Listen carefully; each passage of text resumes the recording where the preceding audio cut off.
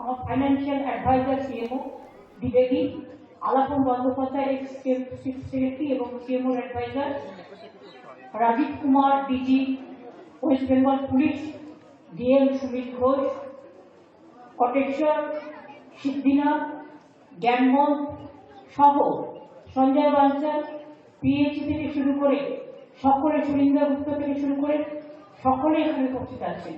সংবাদ মাধ্যমের বন্ধুরাও কলকাতা থেকে এসেছেন গঙ্গাসাগর পর্যবেক্ষণ করবার জন্য। সবাইকে অনেক অনেক অভিনন্দন জানাচ্ছি।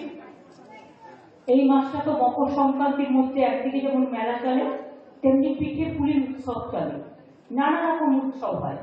এটা উৎসবের মেলা হিসেবে চিহ্নিত। গঙ্গাসাগর সবাই বলতে দুঃখ করে আগে, ওরে বাবা গঙ্গাসাগর, গঙ্গাসাগর যাওয়া যাবে না, ও তো নদী পেরিয়ে যেতে হবে। কুম্ভ মেলায় যারা যান বাসে রেলে কানেকশন আছে, কিন্তু গঙ্গাসাগর একমাত্র জায়গা যেখানে জল পেরিয়ে আসতে হয়। এবং সেই জন্য আমরা একটা প্রজেক্ট তৈরি করতে দিয়েছি। কত খরচা পড়বে না পড়বে অনেকদিন সেন্ট্রাল গভর্নমেন্টকে বলেছি, তারা করেনি। আমরা একটা ডিপিআর তৈরি করছি, প্রজেক্ট তৈরি করে দেখছি কত খরচা হবে। আমরা দোয়ালিয়া হাতানিয়া থেকে শুরু করে, আমরা লট 8 থেকে শুরু করে, আমরা মন্দির আশ্রমে প্রায় ধস নেমে গিয়েছিল গঙ্গার ঘন্টায়, সমস্তটাই আমরা সারিয়েছি এবং 8 কোটি টাকা বেশি খরচ করে আলোর বর্ণমালা সাজানো হয়েছে। অনেক মানুষ আসবে, অনেক মানুষ দর্শন করবে, অনেক মানুষ থাকবে। এবং এখানে আমি নিশ্চয়ই বলবো, ভারত সেবা সংঘের স্বেচ্ছাসেবকরা নিজের মতো করে এই মেলাটায় যেভাবে সেবা করে মানুষের, তার কোনো তুলনা হয় না। অনেক রামকৃষ্ণ মিশন যেমন পড়াশোনায় খুব ভালো, ওরা পড়াশোনাটা ভালো করে, কিন্তু ভারত সেবা সংঘ দুর্যোগে, উৎসবে, শোকে, তাপে, প্রয়াণে, আনন্দে তারা কিন্তু ভীষণ স্বেচ্ছায় শ্রম দেয় মানুষের সাহায্য করবার জন্য। একথা আমরা কখনো বুঝতে পারি না। তাই প্রতি বছর আমি নিজে আসি পরমানন্দ মহারাজকে প্রণাম জানিয়ে, এবং এখানকার যে গুরু ব্রহ্ম, গুরু বিষ্ণু, গুরুদেব মহেশ্বর, গুরুরেব পরম ব্রহ্ম তস্মৈ শ্রী গুরুবে নমঃ। ওম মহাদেব মহাত্মানং মহাযোগী মহেশ্বরং মহাপাপহরং এবং মকরায় নমো নমঃ। নমস্তে ব্রাহ্মণ্য দেবায় ব্রাহ্মণ্য হিতায় জগদ্ধিতায় কৃষ্ণায় গোবিন্দায় নমো নমঃ। হে কৃষ্ণ করুণা সিন্ধু দীনবন্ধু জগৎপথে গোপীশ গোপিকাকান্ত রাধাকান্ত নমস্তে। শরণং শরণং গচ্ছামি।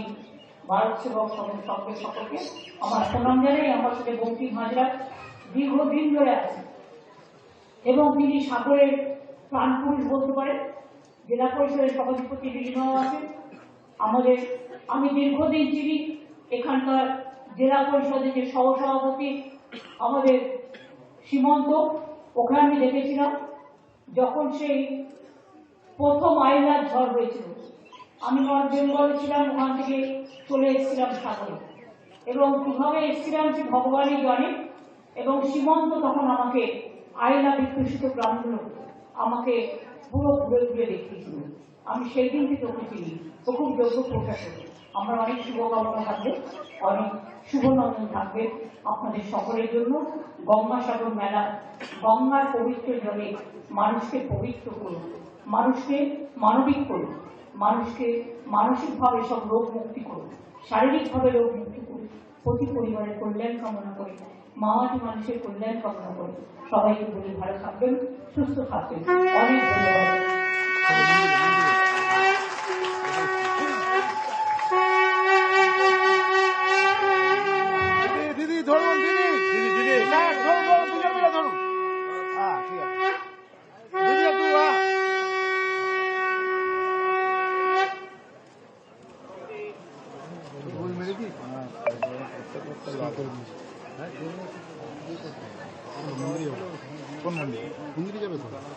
মন্দির যাওয়া হয়ে গেছে,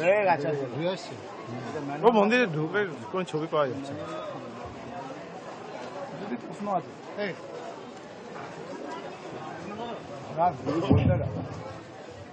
আমরা চিরকৃতজ্ঞ দিদির সাথে। আচ্ছা পরেশ, তুমি ওইখান থেকে কি দিদির সাথে কোনো কথা বলতে চাও? হ্যাঁ, না, দিদিকে প্রণাম জানাও, অত বড় কাজ করে দিলেন। প্রণাম দিদি, আপনাকে আমরা আন্তরিক কৃতজ্ঞতা জানাচ্ছি, প্রণাম জানাই। স্বামী বিশ্বাসচন্দ্রজি মহারাজ, তাকে দিলীপ মহারাজ বলে সবাই ছিলেন। ভারতীয় একটি আসন থাকা সত্ত্বেও মহেন্দ্রের মতো একটি উন্নত গ্রামে ভারত সেবাশ্রমের সঙ্গে একটি সেন্টার উনি শুরু করেছিলেন এবং ইমাম মহারাজ খুব সহায়তা করে এবং বঙ্কিমবাবুর সহযোগিতা করে এখানে ইতিমধ্যে প্রায় 50 বিঘা জমির উপরে এই আশ্রমটা গড়ে উঠেছে। স্বামীজি অনুরোধ করেছেন আপনাকে, কিন্তু আপনি অসুস্থ আছেন, তাই স্বামীজি বললো উনি এবার যেতে পারবেন না, তোমাকে আশীর্বাদ ওখান থেকেই গড়ে উঠবে। আপনি দিদি আমাদের আশীর্বাদ করুন, আমাদের এই সমস্ত প্রকল্পগুলো যাতে। আমি পরে তোমাকে ধন্যবাদ জানাচ্ছি মহারাজরা যারা আছেন তাদের সকলকে। আমি সম্পূর্ণ সুস্থ, আমি মোটেই অসুস্থ নই। আমি সকালেও প্রোগ্রাম করেছি নেতাজি ইন্ডোর স্টেডিয়ামে, সেখান থেকে প্রোগ্রাম করে ছাত্র যুবদের আমি গঙ্গাসাগরে এসেছি, ওখান থেকে গঙ্গাসাগরে প্রোগ্রাম করেছি। এখন ভারত সেবাশ্রম সফর করেছি, করে আমি যাবো গঙ্গাসাগর মন্দিরে, কপিলমুড়ির আশ্রমে। তারপরে আগামীকালও আমি জয়নগরে যাব। প্রতিদিনই আমার প্রোগ্রাম থাকে, প্রতিদিনই থাকবে। আবার আগামীকাল জয়নগর থেকে ফিরে গঙ্গাসাগরের কলকাতায় যে মেলা আছে সেখানেও আমি যাব। ওখানে যারা বিভিন্ন প্রতিষ্ঠান মেলা করে সেখানেও যাব। সুতরাং আমি তোমাদের আশীর্বাদে, মামাটি মানুষের আশীর্বাদে, শুভেচ্ছায়, দোয়ায় আমি সম্পূর্ণ সুস্থ আছি, চিন্তা করো না। একটু ঠান্ডা লেগেছে, এটা শীতকালে লাগে, সুতরাং এর থেকে বেশি কিছু নয়।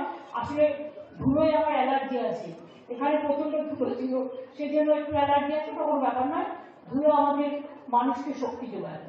কাজেই আমি বলি আপনাদের সকলকে যে সেলফ হেল্প গ্রুপের আমাদের পশ্চিমবঙ্গ সরকারেও প্রায় 1,20,00,000 মানুষকে সেলফ হেল্প গ্রুপে আমার ছেলেরা মেয়েরা আছে এবং আজ আমাদের আনন্দধারা প্রকল্পেও আমাদের প্রচুর ছেলেমেয়েরা কাজ করে সেলফ হেল্প গ্রুপের মেয়েদের কাজ করানোর জন্য। যে অতি প্রান্তীয় অঞ্চলে, অতি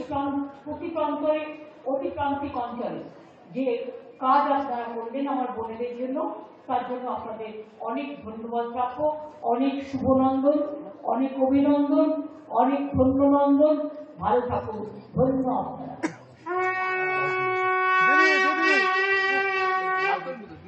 আমি কৃতজ্ঞতা জানাচ্ছি দিদির কাছে।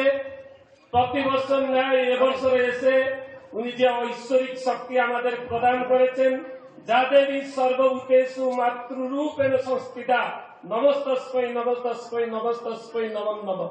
আজকে নয়, এখানকার স্বামীজি যখন ছিলেন কানাই মহারাজ 40 বছর আগে দেখেছি, আপনি যখন বালিগঞ্জে আসতেন স্বামীজি কাজে যেতেন না, বলতেন মমতা আসছে, আমাকে থাকতে হবে। সেই